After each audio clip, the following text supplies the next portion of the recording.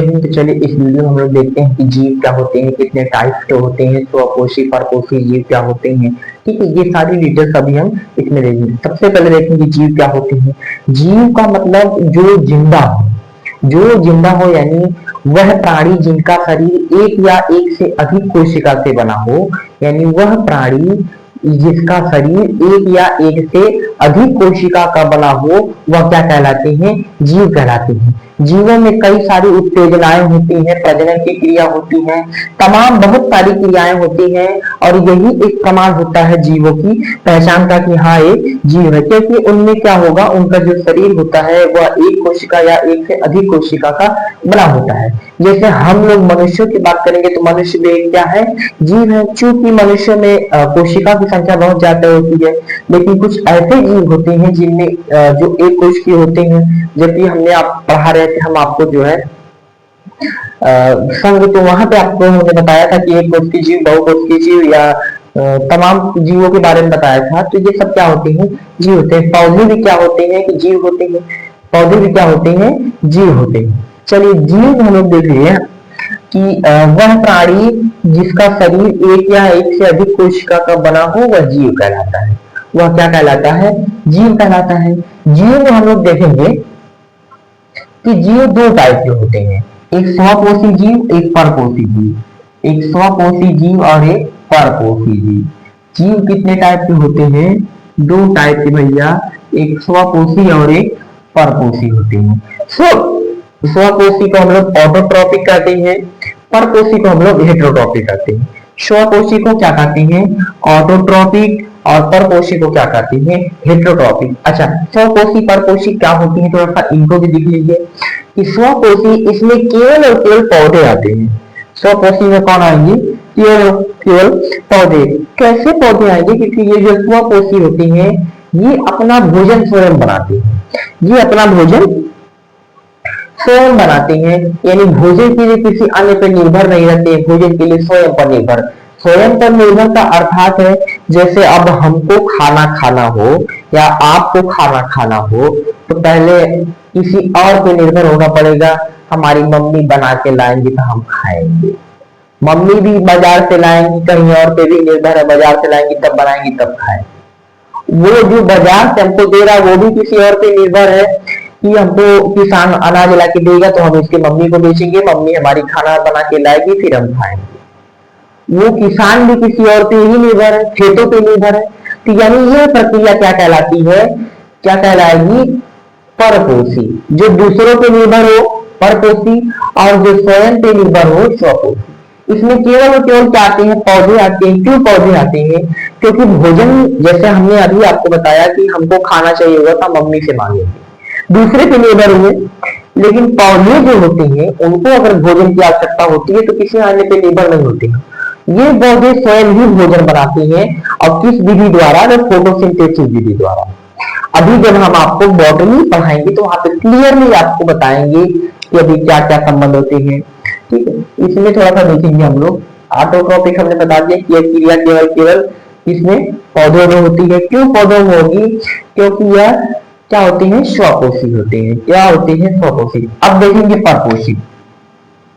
परपोषी में इसे हम लोग इंग्लिश में क्या कहते हैं, हेटेरोट्रॉपिक कहते हैं। परपोषी का मतलब जो दूसरों पे निर्भर हो, जो भोजन के लिए दूसरों पे निर्भर। हम लोग किस पे निर्भर है, दूसरों पे, अनाज पे निर्भर है, खेतों पे निर्भर, खेतों में जो अनाज उग रहे हैं दूसरे। पौधा भी एक क्या हो गया, जीव हो गया। हम भी क्या हो गए, एक जीव। एक जीव दूसरे जीव के ऊपर निर्भर है, एक जीव दूसरे जीव के ऊपर निर्भर रहती है। क्या, कौन सा संबंध कहलाएगा, परपोषी या परजीवी संबंध कहलाता है, परपोषी संबंध कहलाता है। कैसा संबंध कहलाएगा, परपोषी संबंध। अब ये परपोषी संबंध ये कितने टाइप के होते हैं, 4 टाइप के होते हैं। परपोषी संबंध कितने टाइप के, 4 टाइप के। नंबर 1 हो जाएगा सहजीवी, नंबर 2 देखेंगे सहभोगिता, नंबर 3 देखेंगे परजीविता, और नंबर 4 हम लोग देखेंगे मित्रजीविता। तो सबसे पहले सहजीविता देखेंगे, सहजीविता अर्थात सहजीवी देखेंगे। सहजीवी किसे कहते हैं, सहजीविता किसे कहते हैं, यानी दो प्राणियों का वह संबंध, दो प्राणियों का वह संबंध जिसमें दोनों का ही फायदा हो। दो प्राणियों का वह संबंध जिसमें दोनों का ही क्या हो, फायदा हो भैया, दोनों का ही क्या हो, फायदा हो, वह क्या कहलाएगा, सहजीविता कहलाएगा। एग्जाम्पल के लिए आप समझ सकते हैं कि जैसे आप देखे होंगे आपके घर गाय या भैंस होगी या फिर अन्य कोई जानवर होगा, तो उस जानवर पे आप देखेंगे कि कौवा आके बैठता है या कोई पक्षी आके बैठता है, तो उसके कानों में खोटी होती है। उनके कानों में क्या होती है, गाय भैंस के कानों में खोटी होती है। कौवा उसको भल कोट कोट के खाया जाएगा। उसमें अंदर की खोटी को क्या जाते हैं, उसकी खोटी में होता है प्रोटीन, जो कौवा को मिल जाएगा प्रोटीन। कौवा का पेट भर गया, उसका फायदा।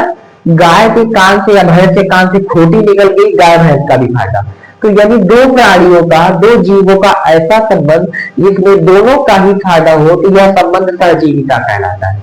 यह क्या कहलाता है, सहजीविता। सहजीविता क्लियर में हमने आपको बता दिया। जब वह संबंध जिसमें दोनों का फायदा हो तो सहजीविता।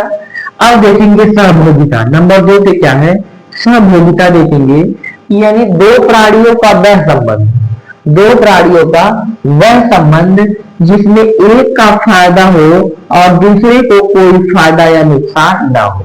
दोनों प्राणी हैं, दोनों ही जीवित हैं, लेकिन उनमें जो ऐसा संबंध होगा कि एक को फायदा होगा और दूसरे को कोई फायदा नुकसान नहीं होगा। जैसे आप देखे होंगे कि अभी दशहरा का टाइम आ रहा है, क्योंकि 2 तारीख को हमारा 2 अक्टूबर को दशहरा, 2 अक्टूबर को गांधी जयंती भी है। तो दोनों दशहरा के टाइम पे क्या होता है कि जो छोटे बच्चे होते हैं तो उनके पापा बाजार लेके जाते हैं कि चलो बाबू तो मेला घुमा है, तो को कहाँ घुमा है, मेला घुमा है। अब बबुआ गया मेला घूमने, मेला में बबुआ देख ही नहीं पा रहा है कि कहाँ पे क्या है, कहाँ पे क्या है। उसके पापा हो गए परेशान कि हमारा लड़का तो कुछ देख नहीं पा रहा है। अब हर उसको उठा के अपने कंधा पे बैठा लेंगे। इससे क्या हो जाएगा, बबुआ दूर तक देख लेगा कि मेला कहाँ तक लगा, बबुआ का फायदा हो गया। लेकिन उसके पिता का ना कोई फायदा हुआ ना कोई नुकसान, उसके पिता का ना कोई फायदा हुआ ना नुकसान हुआ, लेकिन बबुआ का फायदा हुआ। खूब दूर तक बबुआ देख रहा है, अरे हुआ झूला लगा है, हुआ गुड्डा सजा है। तमाम ऐसे संबंध हमको देखने को मिलते हैं। यानी दो प्राणियों का वह संबंध जिसमें एक को फायदा हो, एक को क्या हो, फायदा हो और दूसरे को कोई फायदा या नुकसान ना हो, दूसरे को कोई फायदा या नुकसान ना हो, यह संबंध सहभोगिता कहलाता है। यह क्या कहलाता है, सहभोगिता कहलाता है। इसमें आप देखेंगे कि कभी कभी गांव में देखेंगे किसी पौधे के ऊपर कोई अन्य पौधा आ जाता है, किसी पौधे के ऊपर कोई अन्य पौधा, जैसे एग्जांपल के थ्रू आप एक पौधा होता है अमरबेल, वो दूसरे पौधे के ऊपर छाप लेता है। वह किसी ऊपर दूसरे पौधे के ऊपर छाप लेता है और छापने के बाद उनका अवशोषण नहीं हो पाता है। जैसे भोजन वो स्वयं बनाएगा, भोजन की क्रिया तो किसी और को निर्भर नहीं। जैसे कि हमने बताया कि अमरबेल को जो पौधा वो उसको फायदा मिल जाएगा, उसको फायदा जाएगा क्योंकि उसको रहने के लिए एक दूसरा पौधा मिल गया, उसके ऊपर छाप के रह लेगा भले। ठीक है, यानी दो प्राणियों का वह संबंध जिसमें एक को फायदा हो दूसरे को कोई फायदा या नुकसान ना हो तो सहभोगिता कहना है। अब देखेंगे परजीविता। अब क्या देखेंगे, परजीविता। परजीविता को इंग्लिश में पैरासाइटिक कहते हैं। अच्छा, सहजीविता को इंग्लिश में सिम्बायोसिस कहते हैं। सहभोगिता को इंग्लिश में कॉमन सेल्यूलिज्म कहते हैं। अब देखेंगे परजीविता। परजीविता को इंग्लिश में पैरासाइटिक कहते हैं। क्या कहते हैं, पैरासाइटिक।